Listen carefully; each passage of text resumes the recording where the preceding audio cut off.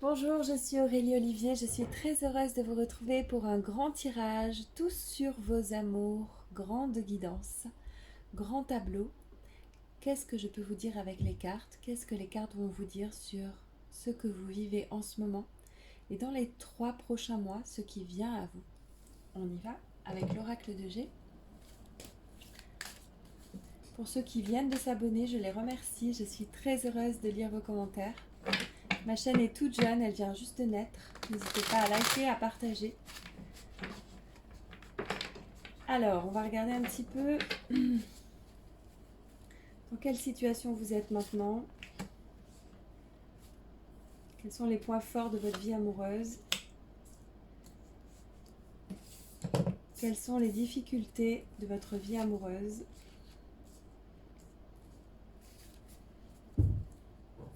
De quoi vous sortez? De quoi vous sortez au niveau sentimental? Et vers quoi vous allez? Voilà. On les recouvre avec un autre oracle. Donc votre situation présente, les points forts de votre relation amoureuse ou de votre situation sentimentale, les points faibles de votre vie sentimentale, de quoi vous sortez actuellement et vers quoi vous allez. On continue avec le petit Lenormand, votre situation actuelle, vos points forts, points faibles dans cette situation sentimentale, de quoi vous sortez et 2 cartes sur vers quoi vous allez. Votre vie sentimentale actuelle, dans quelle situation vous êtes, point fort, point faible, de quoi vous sortez, vers quoi vous allez. 2 cartes, 3 cartes. Et c'est parti, on enlève toutes les cartes pour avoir vraiment la place. Alors, un petit peu de place, est-ce qu'on voit tout? On verra tout à l'heure. Ok, c'est parti. Alors, votre situation amoureuse actuelle.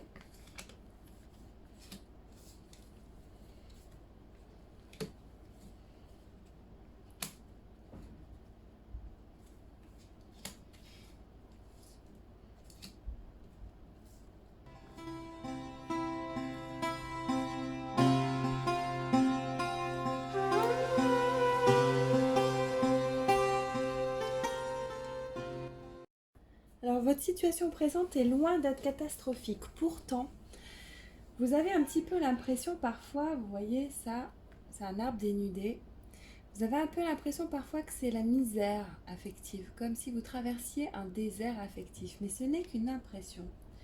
Il y a plusieurs cartes qui disent que vous êtes aimé. D'abord celle-ci, sur laquelle est écrit carrément « Vous êtes aimé », d'accord? Vous êtes aimé, alors vous êtes aimé par des êtres incarnés et par des êtres désincarnés, c'est-à-dire des êtres de lumière, en chair et en os aussi, mais aussi des êtres dans l'invisible. Donc vous êtes aimé, et ça vous ne devez pas en douter. C'est votre situation présente qui vous fait penser parfois, parce que vous êtes en souffrance à certains moments, hein, il y a une souffrance affective, il y a une misère.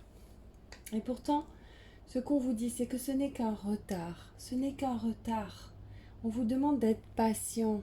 Ce n'est pas perdu, c'est simplement une situation qui tarde un peu trop et qui vous fait attendre, qui vous demande la patience pour que vous cultiviez justement la patience ici du hibou. Vous voyez? Alors, cette carte 36 dans le petit Lenormand, les trèfles avec les lys, c'est vraiment la fin d'un fardeau. Vous avez porté un poids et vous êtes en train de le déposer pour prendre un nouveau départ. C'est la combinaison de ces 2 cartes ici. L'hélice, c'est l'amour pur, l'amour sincère. Alors soit il est en train de germer, il va éclore bientôt, vous allez vivre un amour pur et sincère, soit il est déjà là. Même si vous devez un petit peu vous sentir comme si votre cœur était en vacances ou en latence, c'est comme si vous attendiez quelque chose. Soit vous avez une relation avec un homme plus âgé que vous, avec un partenaire plus âgé que vous, ou vous aimez quelqu'un de plus âgé que vous. Voilà, il y a plusieurs interprétations possibles. Et avec le livre, il est question de secret. Cela peut être une relation cérébrale que vous avez avec la personne en ce moment, ou la personne avec qui vous êtes, ou avec qui vous aimeriez être, ou avec qui vous flirtez, sans être encore avec cette personne, mais une relation cérébrale, ou alors une relation que vous vivez dans le secret. Il y a des secrets qui vont être révélés prochainement au sujet de cette relation. Alors ça peut être les secrets que vous avez en vous, qui vont être mis au grand jour, une sortie de déni par exemple, ou un apprentissage sur soi, mais ça peut être aussi des secrets sur l'autre, sur le partenaire, celui que vous visez, que vous avez en ligne de mire, ou celui avec lequel vous êtes, ou alors des secrets qui seront révélés sur la relation elle-même, sur ce que vous allez comprendre du lien qu'il y a entre vous. Il semble qu'il y ait un lien karmique ici, il semble qu'il y ait un lien d'âme. Voilà.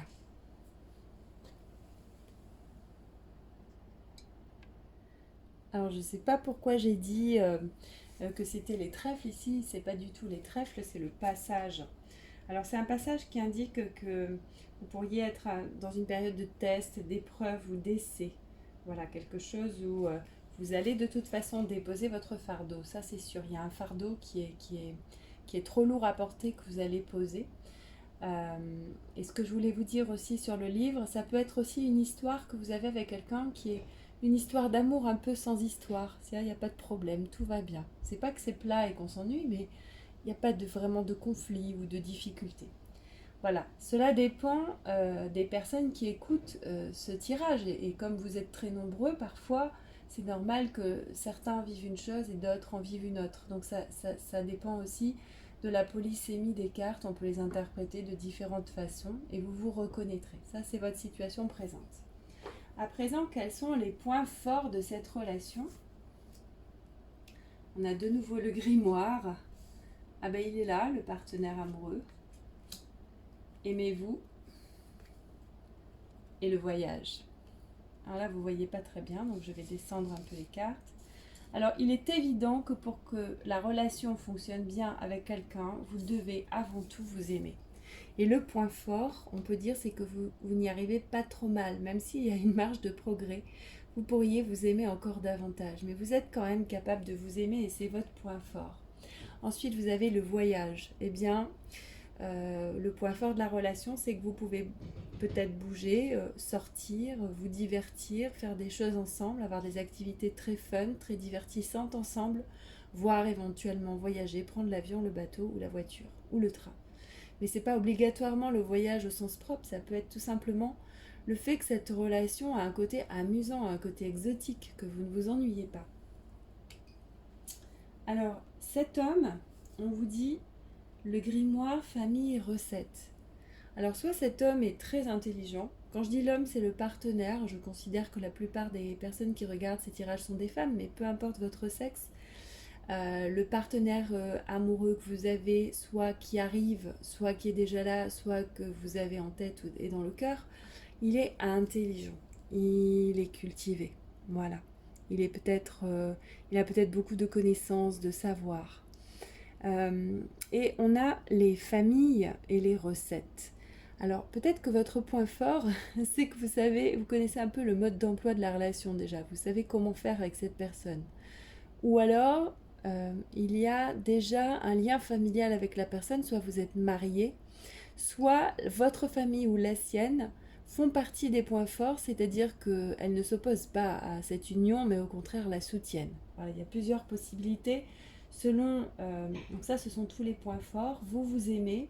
Ce partenaire est très présent. Que vous soyez avec cette personne ou pas, il est présent dans le tirage, le partenaire amoureux, donc vraiment il y a quelqu'un pour vous, soit qui arrive, qui vous est destiné, soit qui est déjà là. Ça, ce sont les points forts. On va remonter un petit peu le tirage, on va regarder maintenant les points faibles de la relation, de la situation sentimentale dans laquelle vous êtes.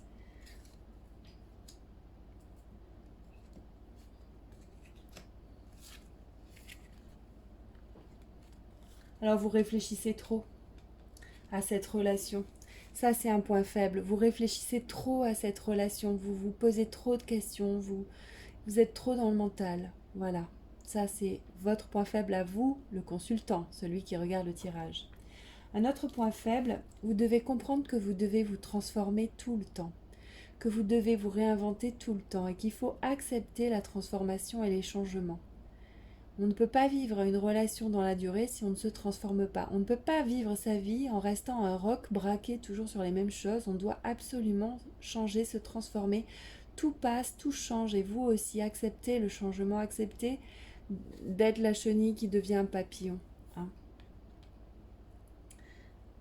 Alors ensuite, l'annonce, les nouvelles, la vérité. Il y a une vérité qui fâche dans cette histoire, ou des mauvaises nouvelles qui sont arrivées ou qui vont arriver et qui vous perturbent un peu. Rien de grave, n'allez pas imaginer des choses.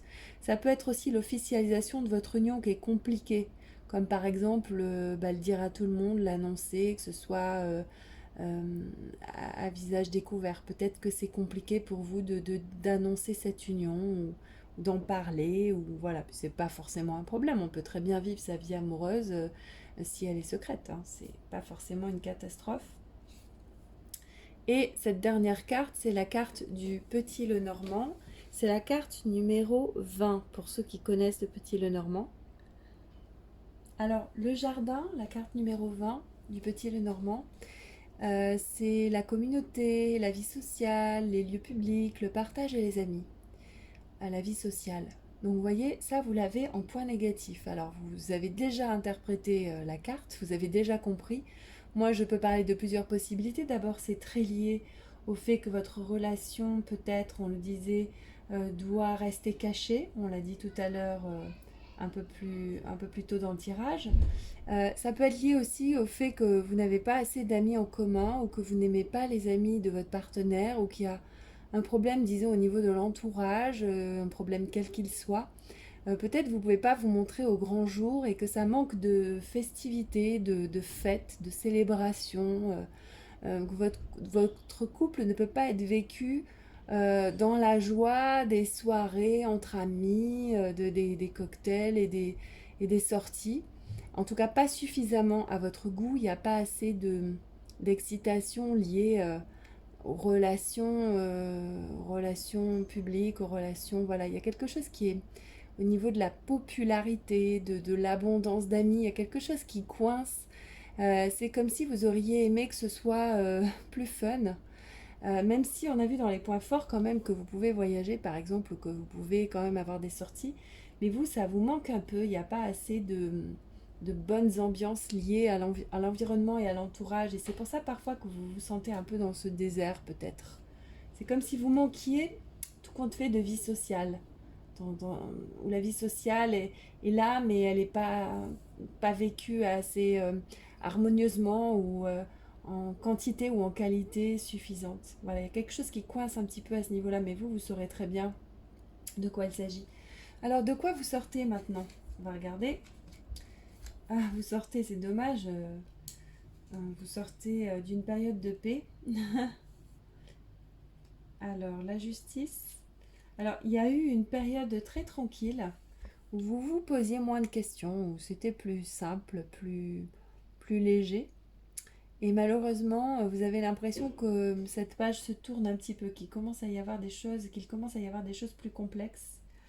Vous sortez aussi soit d'un procès, soit d'un truc avec la loi, avec la rigueur, la justice, enfin tout ce qui a trait. Alors ça peut être des papiers que vous avez signés, l'achat d'un bien, la vente d'une maison, la signature d'un divorce, j'en sais rien, mais vous sortez d'une période liée à la justice. Aussi, vous sortez de quelque chose d'un peu austère, où il y avait de la rigueur. Vous savez, la rigueur, mais au sens austère du terme. Vous sortez aussi d'une relation peut-être avec quelqu'un d'autre. Ou alors, votre moitié, votre autre, tel un phénix qui est rené de ses cendres, s'est renouvelé. Et vous sortez d'une période où vous avez beaucoup prié. Donc, je pense que vous avez eu des moments difficiles. Vous avez beaucoup appelé de l'aide, peut-être à Marie. Pas forcément, mais vous avez prié, peut-être les anges, Dieu, ou quelles que soient vos croyances spirituelles, vous avez demandé de l'aide aux forces supérieures.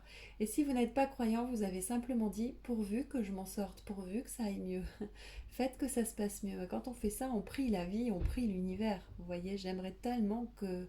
Par exemple, quand on dit j'aimerais tellement guérir, c'est une prière. Voilà, il y a eu de ça avant. Et vers quoi vous allez maintenant? Alors, on va faire un peu de place parce que là, vraiment, il y a beaucoup, beaucoup de monde sur la table. Ah, l'ours, vers quoi vous allez? La montagne, soins personnels. Oh, super, le cadeau. Vous allez vers le cadeau. Alors, vous allez vers la sagesse, le soutien, l'aide, l'abondance, l'argent, la récolte, la générosité, la magie de la vie et le cadeau. Rien que ça. Il y aura des difficultés encore, c'est sûr. Ok, il y aura des efforts à faire, notamment dans la relation, pour que ça se passe bien. Et on vous donne comme conseil de prendre soin de vous au maximum. Qu'est-ce que ça veut dire prendre soin de soi?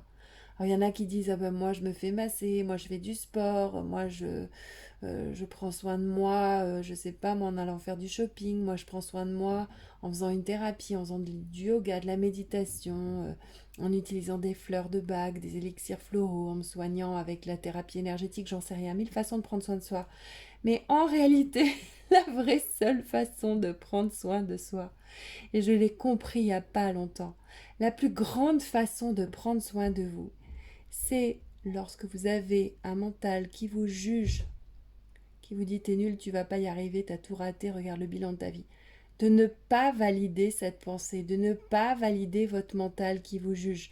Alors je ne vais pas dire arrêtez de vous juger parce que le mental s'arrête jamais, les pensées s'arrêtent jamais, vous allez tout le temps vous juger. Par contre, ne donnez pas de crédit à ça. Ne donnez pas un coup de tampon à chaque pensée négative qui vous dévalorise. Arrêtez de vous dévaloriser. C'est ça, prendre soin de soi. Parce que tout ce que vous pouvez faire dans la vie pour aller bien, profiter des cadeaux, être entre amis, passer des bons moments, vous faire plaisir, faire une thalassothérapie à 3 000 €, peu importe. Si vous faites tout ça en validant les jugements de votre mental à votre égard, en validant tout ce que le mental vous raconte sur vous de négatif, tout ce qu'il fait pour vous descendre, pour saboter ce que vous êtes en train d'entreprendre, qui vous êtes, etc. Tout ça, si vous le validez, vous êtes foutu. Donc prendre soin de soi, c'est d'abord ne pas valider le mental, parce qu'il nous envoie des choses vraiment désagréables. Alors, du coup, ça ressemble à un gros tas de cartes.